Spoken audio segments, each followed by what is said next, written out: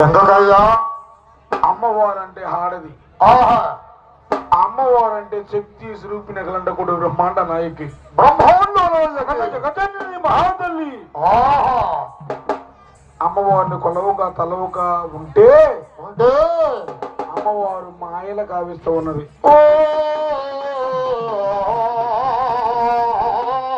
మాయలగల్లా అని చెప్పేసి అమ్మవారు ఒక్కదే అని చెప్పేసి ఆహా, ఆ మహాతల్లి ఉన్నాడే ఓ చింతాలమ్మ తల్లిని ఈ ముక్కోను పోవాలా, బయటికి వెళ్ళాలండి.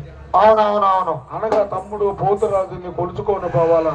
ఆహా, ఇలాంటి వారిని అందరూ కూడా మీరు కూర్చోవాలా, ఆహా. దయచేసి జనకుండాలా. అయితే అయితే ఈనాడు అమ్మవారు అమ్మవారు తొమ్మడుగురు మానసరాజులంటే తొమ్మండుగురు ఆచరణలు.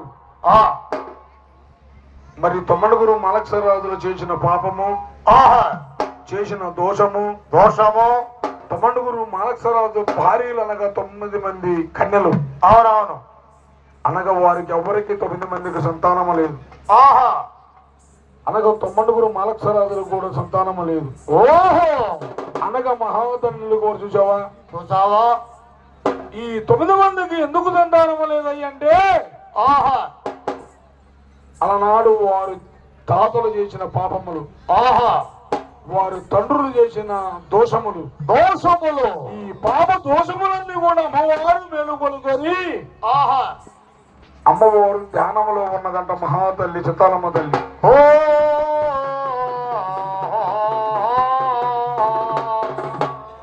అమ్మవారికి సంతానము కావాలని చెప్పేసి ప్రత్యక్షమై వెళ్ళి ఆహా, ఆ 9 మందికి 9 కొరతలకి అమ్మవారు వేస్తూ ఉన్నది. ఎవరెవరయ్యా? ఎవరెవరండి?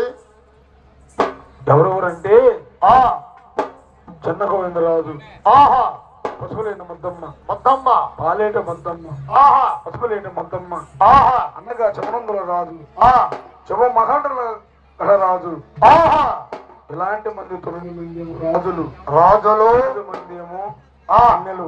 ఆహా, ఇలాంటి కన్యలు కూడా అమ్మవారి చేతులు ఎందుకు పోతపోయారంటే సర్వభూత శక్తులు అలాంటివి కూడా వాళ్ళ ఇంటి విలవేల్పులు ఉన్నాయి. ఓ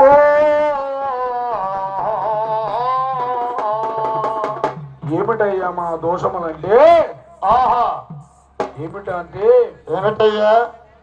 ఇప్పుడు అంతకుముందు మహాతల్లి చూసా చూసావా? అయితే